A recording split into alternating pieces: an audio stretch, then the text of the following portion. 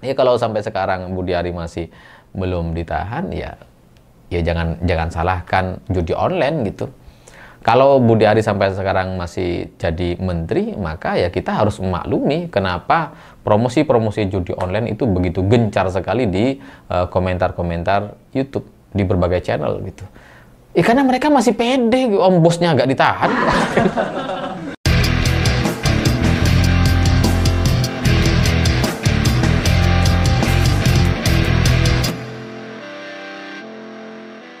Selamat malam semuanya. Dalam Kongres PSI kemarin ternyata Presiden Prabowo sempat bercanda dengan Budi Ari. Karena dalam pidatonya ketika Presiden Prabowo menyapa para menteri, ketika sampai kepada Budi Ari, Pak Prabowo sempat bertanya, PSI atau Gerindra? Ya, mungkin Pak Prabowo cuma bercanda biasa saja, tapi ini secara politik, ini bisa sangat dalam, bikin baper dan penuh konsekuensi. Kan? Ya karena ketika Presiden Prabowo bertanya kepada Budi Ari, PSI atau Gerindra, ini logis, masuk akal gitu. Budi Ari ini mau jadi apa? Karena Jokowinya sendiri sudah menyatakan akan mendukung penuh, akan bekerja keras untuk PSI. Sementara Budi Ari kan ketum Projo katanya. Pro Jokowi gitu ya. Sementara Jokowinya udah ke PSI. Mau kerja untuk PSI. Ini Budi Ari mau gimana gitu. Kalau Budi Ari masuk ke PSI, itu artinya kan Projo ikut PSI.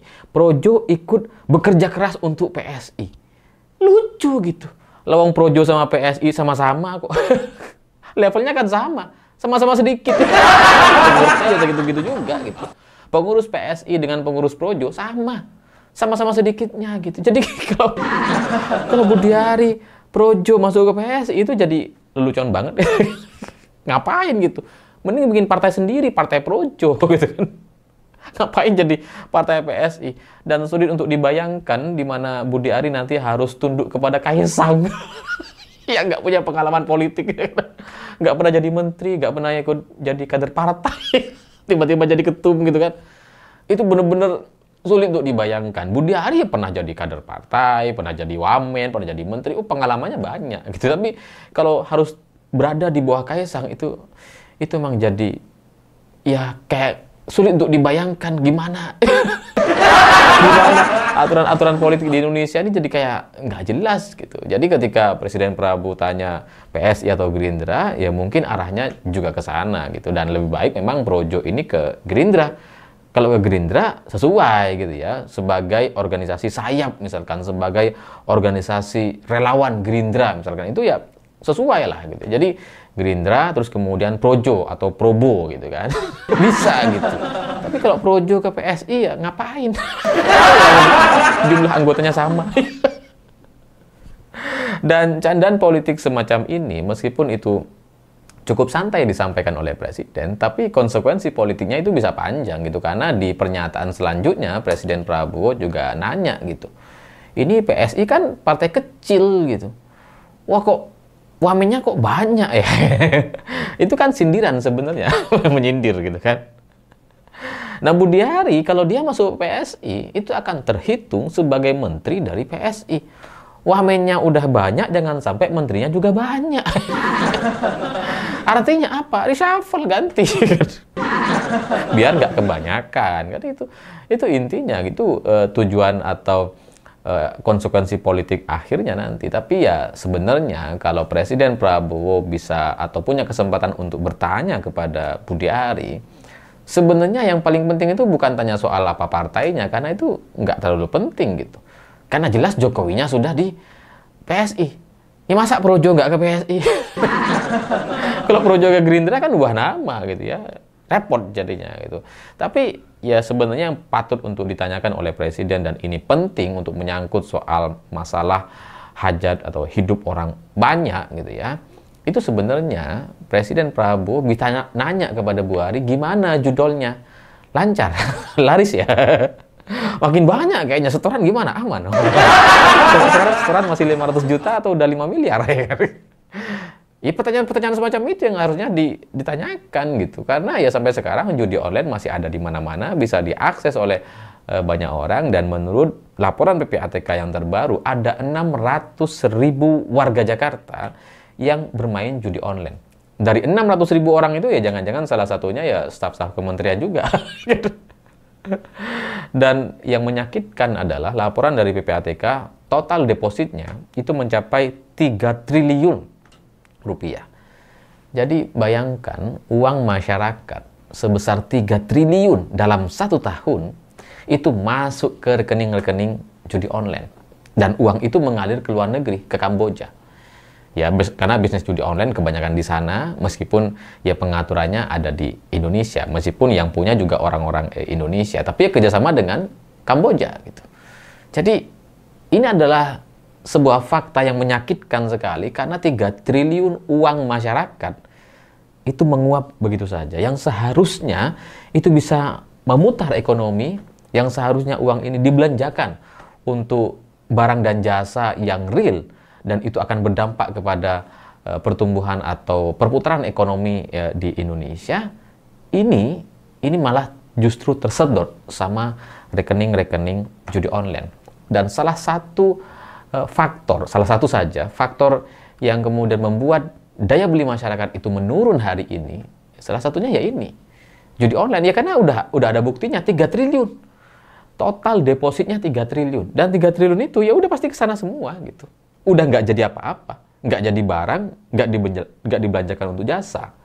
Artinya perputaran uang yang ada di Indonesia setiap tahunnya dari Jakarta saja itu udah 3 triliun masuk ke rekening judi online. Dan kita rasanya udah capek lah gitu ya, capek ngebahas soal judi online ini yang berdampak sangat negatif. Rasanya semua orang juga tahu tuh.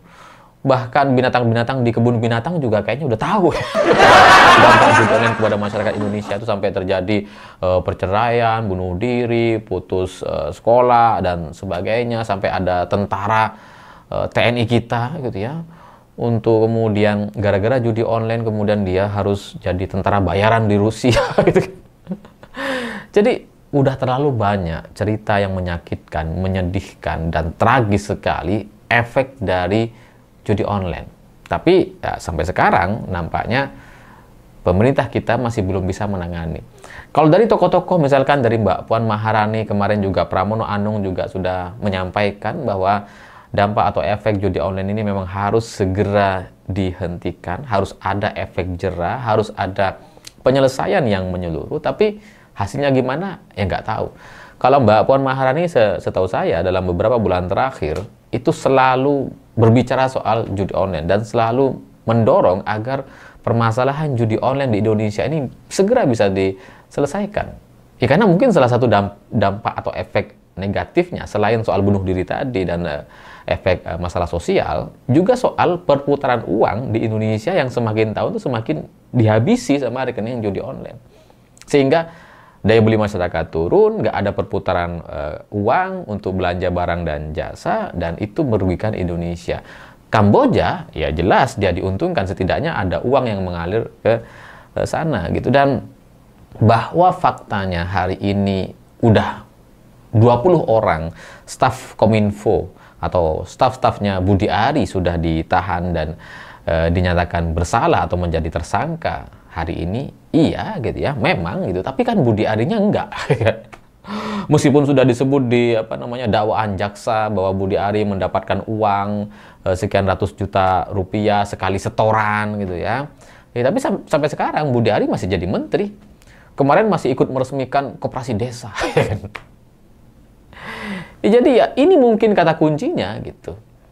Bahwa meskipun puluhan orang dari staf Kominfo sudah ditahan dan dijadikan tersangka, tapi karena bosnya belum ditahan atau Budi Ari sampai sekarang belum ditahan, ya itulah yang membuat soal masalah judi online ini masih tetap bisa diakses oleh semua kita gitu.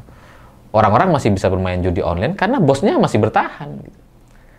Kalau stafnya yang ditahan kan nggak ada masalah gitu.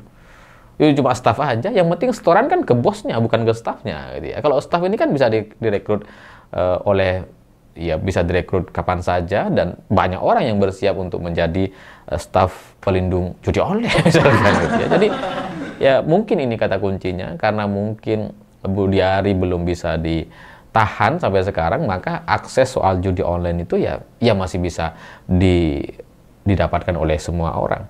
Dan ini bagi saya lebih penting untuk ditanyakan oleh Presiden Prabowo dibandingkan soal PSI atau Gerindra. Karena kalau soal partai itu kan urusan, ya urusan receh lah gitu ya. Urusan kekuasaan, urusan soal bagi-bagi kursi, urusan soal peta kekuasaan jelang 2029 gitu kan, ya urusan mereka lah. Dan nggak penting-penting banget sebenarnya Budi Ari dalam percaturan politik di Indonesia gitu. Tapi untuk masalah judi online, Budi Ari ini sangat penting sekali gitu, karena kalau dia ditahan dan kemudian diperiksa, seharusnya itu akan bukan hanya bisa menghentikan atau membuat bos-bos judi online jadi ketakutan, tapi juga mungkin bisa membuka terkait siapa saja yang terlibat dalam masalah judi online ini. Karena sebelumnya Budi Ari juga sudah beberapa kali tersumbar gitu. Wah, judi online itu cuma 3 kok di Indonesia ini. Yang penting 3. Ya siapa gitu kan? Ya kemana gitu? Karena ya kalau sampai sekarang Budi Ari masih belum ditahan, ya jangan salahkan judi online gitu. Kalau Budi Ari sampai sekarang masih jadi menteri, maka ya kita harus memaklumi kenapa promosi-promosi judi online itu begitu gencar sekali di komentar-komentar YouTube di berbagai channel gitu. Ya karena mereka masih pede, om bosnya nggak ditahan. Kalau bosnya ditahan, baru tuh buzzer-buzzernya itu bisa mereda, bisa diem gitu. Tapi kalau Budi Ari masih bebas, masih menteri, petantang-petenteng kesana kemari, masih minta nambah anggaran dan sebagainya, itu menunjukkan bahwa ya bisnis judi online ini aman-aman aja, lanjut gitu. Sementara para staf Kominfo yang sebelumnya sudah ditahan itu jadi kayak drama belaka, kayak tumbal aja gitu. Bisnisnya ya lanjut terus, lowong 3 triliun per tahun. Mau kerja apa gitu kan. Ya, jadi ya saya nggak tahu bagaimana Presiden Prabowo bisa menyelesaikan masalah ini. Tapi dengan segala keterbatasan atau dengan segala kemampuan yang mungkin sulit untuk dilakukan oleh pemerintah hari ini, karena pasti ini melibatkan banyak pihak dan orang-orang elit gitu. Tapi ya kita hanya diberikan pilihan yang terbatas gitu. Kita mau menyelesaikannya atau ya udah biarin aja. Sehingga ya kalau setelah ini judi online itu tetap marak, bisa diakses oleh banyak orang. Kalau setelah ini ekonomi kita tetap turun dan daya beli masyarakat itu turun dan yang naik hanya laporan-laporan kepada presiden. ya tinggal tunggu waktu aja gitu. 2 tahun, 3 tahun lagi mungkin ya kalau situasinya seperti ini ya mungkin kita akan mengalami krisis yang berkepanjangan, dan ya semoga itu tidak terjadi dan semoga kita bisa menyadari lebih cepat dari prediksi yang disampaikan oleh banyak orang. Saya pikir itu. Terima kasih sudah menonton. Begitulah kura-kura.